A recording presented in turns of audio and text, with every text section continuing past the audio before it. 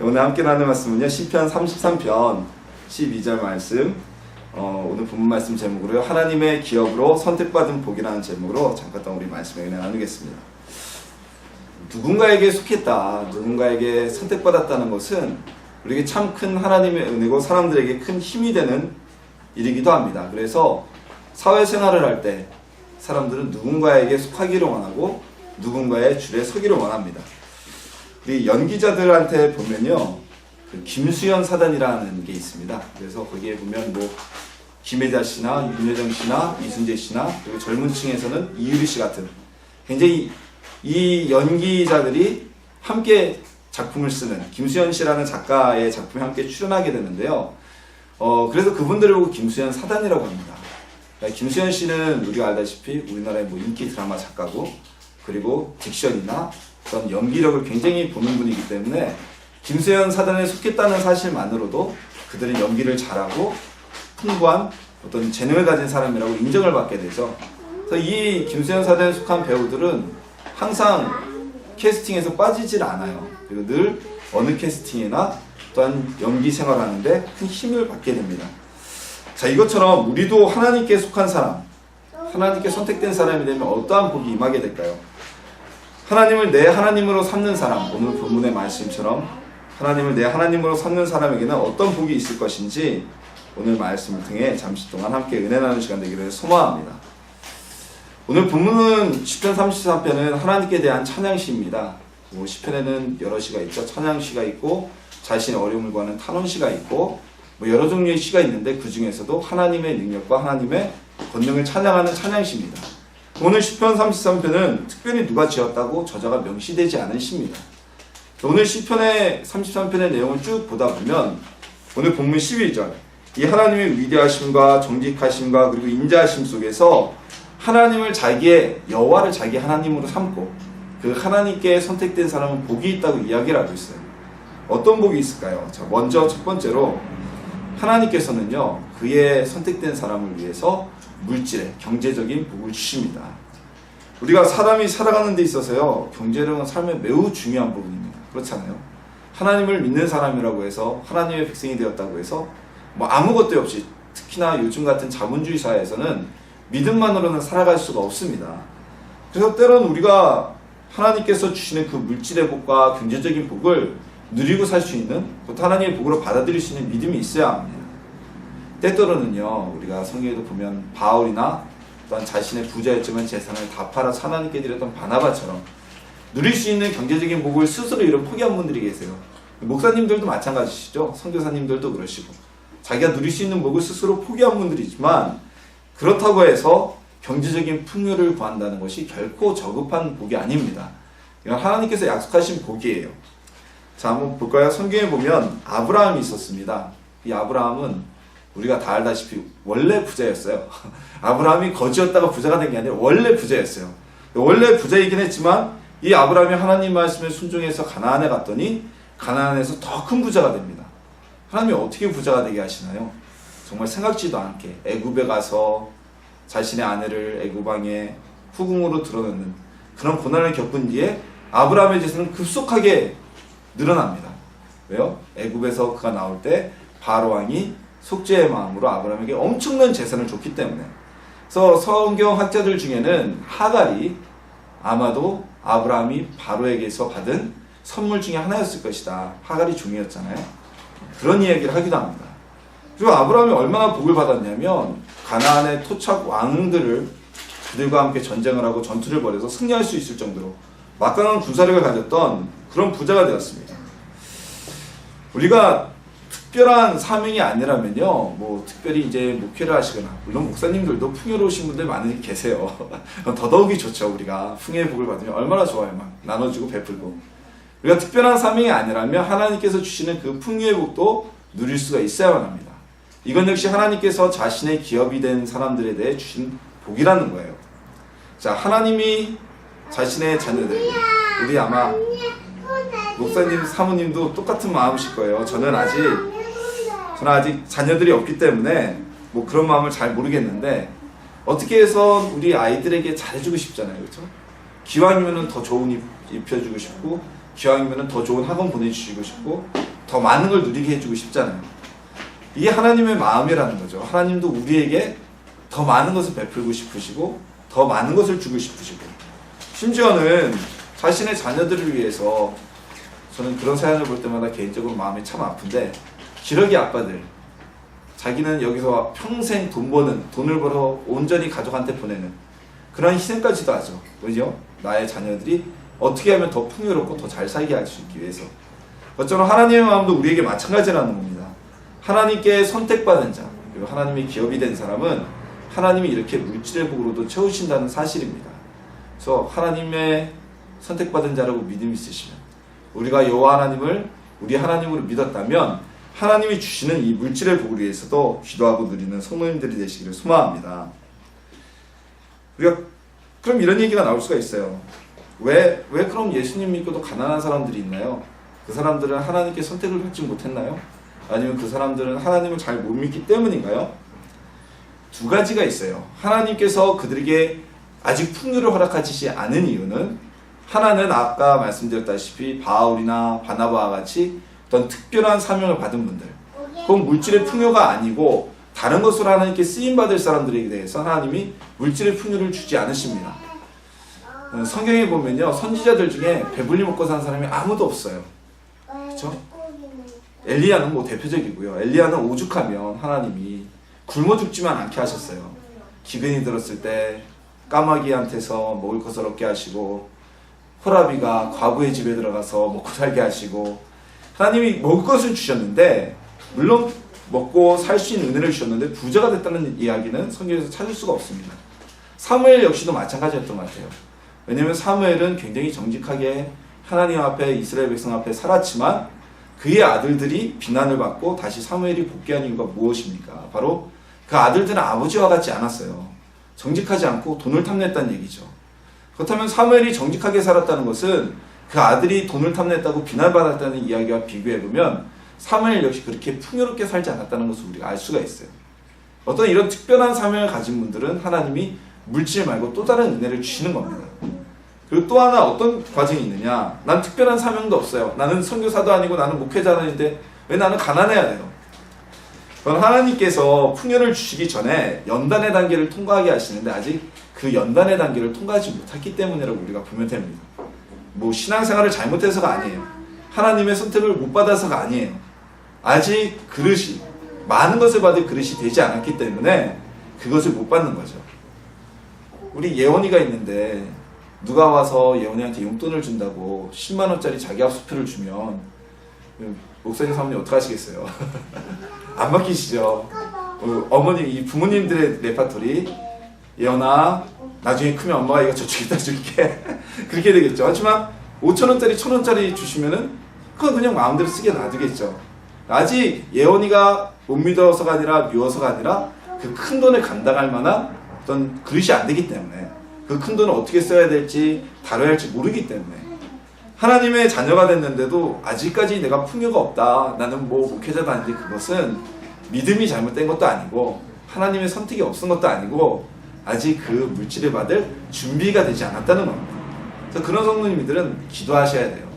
빨리 이 연단의 과정을 통과해서, 자, 요셉이 애굽의 총리가 되기 위해서 무려 10여 년이 넘는 세월을 연단을 받았습니다. 모세가 꿈을 꿨을 때는 어렸을 때예요. 근데 그 꿈은 10년이 헐찍 지나서 이루어지게 됩니다. 왜 그랬을까요? 아직 그 꿈을 꿨을 때 요셉은 그 꿈을, 하나님이 주신 그 복을 받을 그릇이 되지 않았어요. 형들을 아버지에게 고자질했던 그 요셉이 그 복을 그대로 받았다면 아마 자기에게 못되게 굴었던 형들 다 죽여버리고 망나니 같이 살았을 겁니다. 이 13년의 연단을 지난 뒤 요셉은 어땠습니까? 그 큰 하나님이 주신 그 꿈을, 그 복을 받고 나서도 자신을 애굽에 팔아넘긴 형들을 용서하지 않아요. 우리가 그런 그릇이 되면 하나님께서도 우리에게 물질의 복을 주실 겁니다. 물질의 복을 주신 하나님, 경제적인 복을 주신 하나님, 그 기업에게 풍요로움으로 채우신 하나님을 믿고 따르는 성도님들이 되시기를 소망합니다.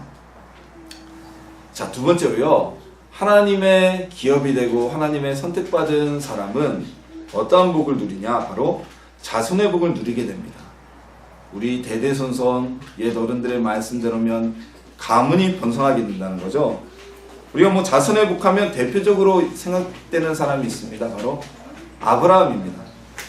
근데 이 아브라함은 우리가 뭐 굳이 따지지 않더라도 성경 안에서 자손의 복을 받은 사람은 참 많이 있습니다. 다윗이 그랬고요. 대대손손 왕위를 이어가는 복을 받았고요. 또한 사무엘이라는 귀한 아들과 여러 자녀를 얻은 한나가 그랬고요.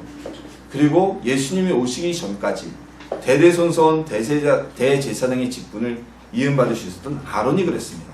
아론의 자손 대대손손 제사장직을 비명받을 수 있었으니까요. 특별히 한나는요, 자신의 아픔을 하나님께 아뢰어서, 즉 오늘 본문의 말씀처럼 여호와를 자신의 하나님으로 삼아서 자손의 복을 받은 여인입니다. 자, 한나가요, 하나님을 자신의 하나님으로 삼지 않았다면 성전에 와서 부르짖지도 않았을 겁니다. 울부짖지도 않았을 겁니다. 마음속으로 아파했든지 아니면 온갖 불임을 이겨낼 수 있는 방법을 다 취하고 쫓아다녔겠죠. 근데 이 한나는 하나님을 자기 하나님으로 믿었어요.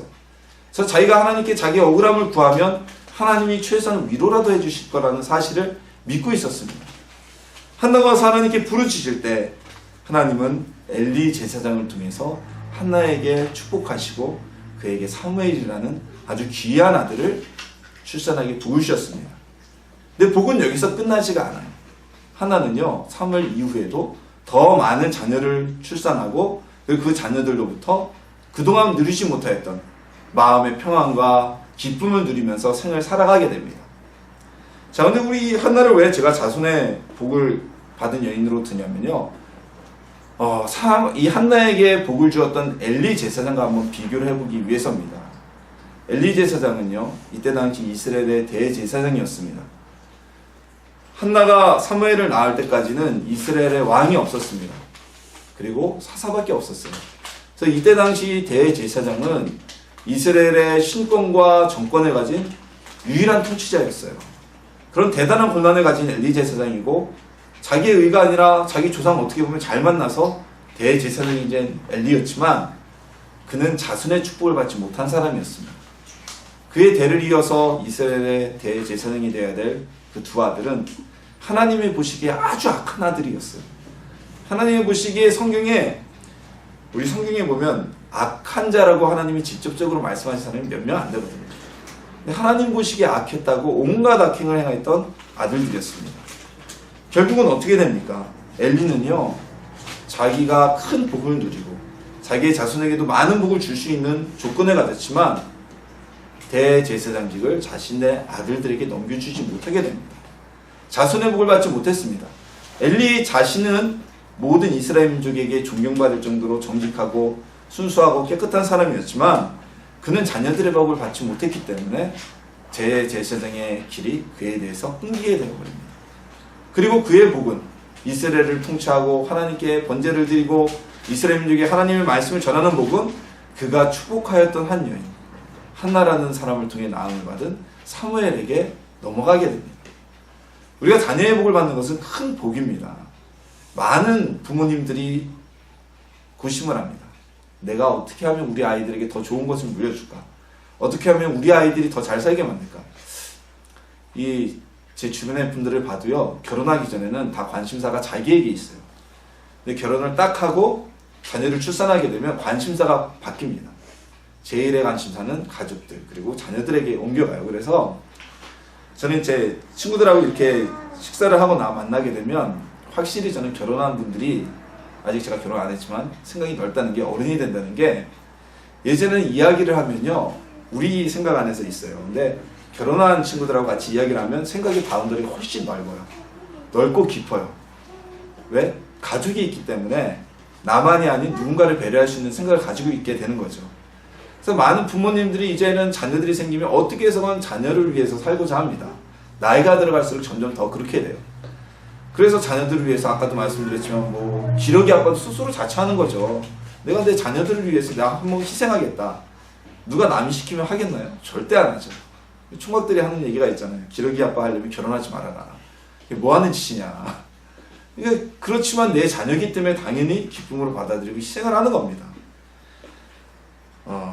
우리 하나님께서요, 우리에게 주시는 복은 그 부모의 마음보다 훨씬 더 큰 거예요.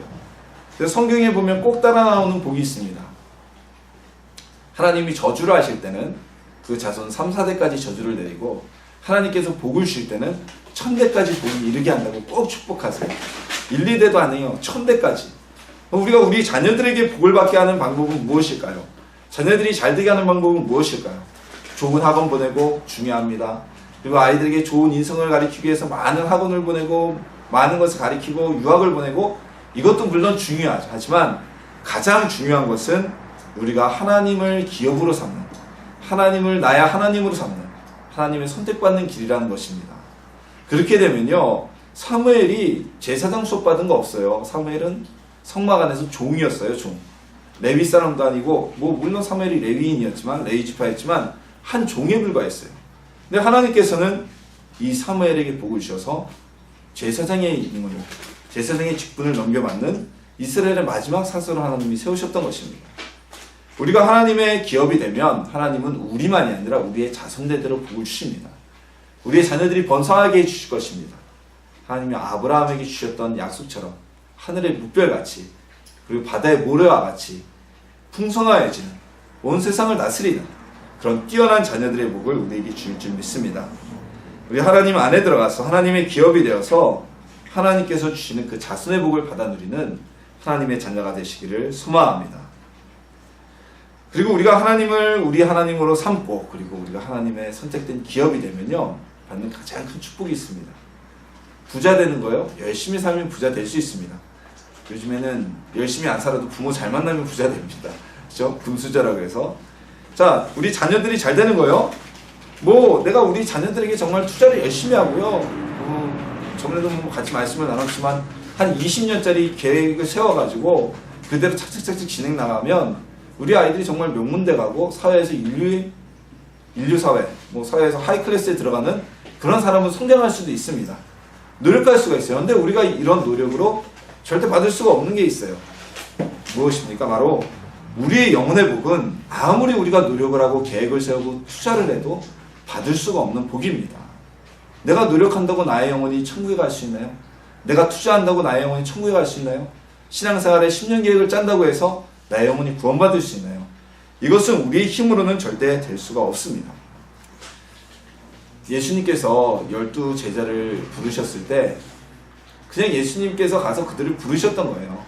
이 제자들은요, 내가 예수님의 제자가 될 거라는 생각은 조금도 없었습니다. 자신들이 예수님께 쓰임받는 사도가 될 거라는 생각은 조금도 없었어요. 근데 그냥 예수님이 가서 부르셨어요. 그리고 그들은 많은 크리스천들, 많은 하나님의 자녀들, 그들 가운데서도 뛰어난 사도들로 쓰임을 받게 되었습니다. 근데 그 12 중에서도 우리가 기억해야 될 건 한 사람은 그 복을 받아 누리지 못하잖아요. 왜요? 그는 여호와 하나님, 우리 예수님을 자신의 구주로 받아들이지 못했기 때문에 영혼의 구원을 받지 못하고 그 좋은 자리를 잊어버리고 오히려 주님을 팔아먹는 아주 안타까운 일로 쓰임을 받게 되었던 것입니다. 우리의 구원이, 우리의 영혼이 구원받는 것은 하나님에 있고 하나님이 주시는 복입니다. 우리 성경에 보면 가장 극적으로 구원을 받은 사람이 있습니다. 누굴까요? 바로 예수님과 함께 십자가에 달렸던 강도입니다. 이 강도는요, 우리 마태복음에 보고 마가복음에 보면 분명히 예수님의 좌우편에 강도가 함께 매달렸는데 그들도 사람들처럼 예수님을 비난했다고 기록되어져 있습니다. 무슨 얘기냐면요, 이 두 강도도 자신들도 형벌을 받아 사형 집행을 당하는 입장에서 같이 십자가에 매달린 예수님을 처음에는 같이 조롱하고 비난했다는 얘기입니다. 근데 시간이 지나면서 우리가 말하는 우편의 강도는 마음이 변화되기 시작했어요. 자신의 마음을 돌아보게 됐어요. 그리고 그가 어떻게 얘기합니까? 회개하고 주님께 부탁하죠. 당신의 나라에 임하실 때 나의 영혼을 부탁하나이다. 예수님이 대답하셨습니다. 내 영혼이 오늘 나와 함께 낙원에 있으리라. 이 강도는요, 불과 몇 시간 전만 해도 예수님을 조롱하고 구원과는 거리가 먼 사람이었지만 이 강도는 예수님을 하나님으로 영접하고 구주로 영접한 순간 죽음 직전에 구원의 약속을 받게 되었던 것입니다. 우리가 구원에 이르는 영혼의 복은요, 하나님을 영접하는 순간 우리에게 주어지는 가장 큰 복입니다. 이것은 우리의 의지로 되는 것도 아니고 능력과 힘으로 될 수 있는 것도 아닙니다. 하나님의 기업이 된, 하나님의 기업이라는 것은 하나님의 생업이고 어떤 소득처라는 얘기죠. 뭐 우리 하나님이 돈이 필요하셔서 직장을 가지셨겠어요? 아니면 심심해서 우리한테 취미생활을 하시겠어요? 우리 하나님은 우리를 위해서 예수님까지, 그 아들까지 이 땅에 보내시고 목숨을 내버리게 하신 그 하나님이십니다. 그 하나님을 따르는 자에게는 영혼의 구원을 주신다는 약속을 하고 계신 것입니다. 아브라함이 하나님의 계시에 응답을 하고 그리고 하나님께 선택되었기에 아브라함은 복의 근원이 되고 응답을 받고 오늘날에도 우리에게 믿음의 표상으로 기록되어져 있는 것입니다. 이런 생각을 한번 해봅니다. 뭐 성경 밖의 생각을 우리가 하는 건 그렇지만 아브라함만이 하나님의 그 계시를 들었을까? 그렇죠? 하나님께서 만약에 아브라함 말고 또 다른 사람에게 똑같은 모습을 말씀하셨다면, 만약에 누군가가 그런 이야기를 듣고도 하나님의 음성을 거절하고 순종하지 않았다면, 그런 사람이 있었다면 그 사람은 뭐 성경이 기록되지도 않았을 테고 구원의 복을 놓치게 된 것이겠죠. 물론 하나님께서 계시하실 때는 미리 그 사람의 마음을 보시고 이렇게 선택하셔서 말씀하신 것이겠지만, 만약에 아브라함이 하나님의 계시를 듣고도 웬 개꿈이야, 내가 거기를 어떻게 가라고 거절했다면 그는 하나님의 구원에 이르지 못하였을 것입니다. 사도 바울은요, 성도들을 핍박하는 주동자였습니다. 스데반이 돌에 맞아 죽을 때 그의 옷을 받고 증인으로 섰는 사람이었습니다. 예수를 믿는다는 이유만으로 이웃나라까지 가서 성도들을 잡아 감옥에 가두려고 했던 사람이었습니다. 근데 그 사도 바울은요, 예수님을 영접한 순간 180도 바뀐 삶을 살게 됩니다. 복음을 전하는 이들을 잡아가두러 가던 그가 이제는 복음을 전하는 하나님의 복음의 전령이 되었습니다. 삭개오는요, 예수님을 만나기 전까지는 사람들에게 세금을 받고 남의 것을 빼앗던 세리였습니다. 그래서 이스라엘 민족은 삭개오를 보고 저는 친노파, 나쁜 놈, 배신자라고 욕했습니다. 근데 이 삭개오는 예수님을 만난 순간 예수님을 영접하고 예수님께서 그에게 이 집에 구원이 이르렀다는 약속을 해주셨어요. 삭개오가 예수님을 영접하지 않았다면 삭개오는 구원을 받지 못하고 여전히 세리로서, 도둑놈으로서 남고 말았을 것입니다.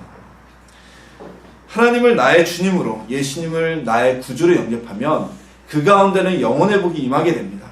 이 영혼의 복은요, 우리가 앞서 말씀드린 뭐 물질의 복, 그리고 자손의 복, 물론 중요하지만 그것보다도 훨씬 더 큰 복입니다.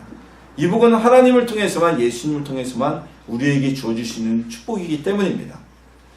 우리 하나님을 구주로 믿고 영접하고 하나님의 기업이 되어서 주님이 주신 이 영혼의 복, 우리가 받은 이 영혼의 복을 감사하고 누리는 성도님들이 되시기를 소망합니다.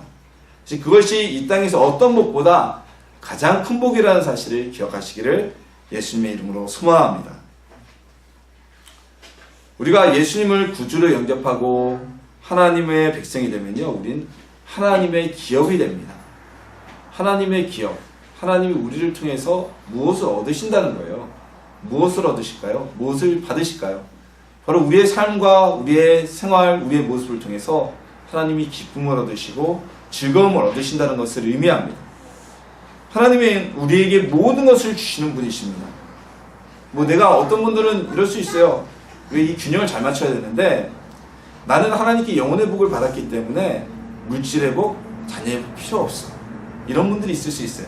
또 어떤 분들은 영혼의 복까지는 생각을 못하고 당장 나의 삶이 어렵기 때문에, 또는 내가 더 많은 것을 누리고 싶어서 하나님 저에게는 많은 돈을 주세요. 정말 엄청난 돈을 주세요. 예전에 제가 아는 어느 성도님이 이런 얘기를 한 적이 있어요.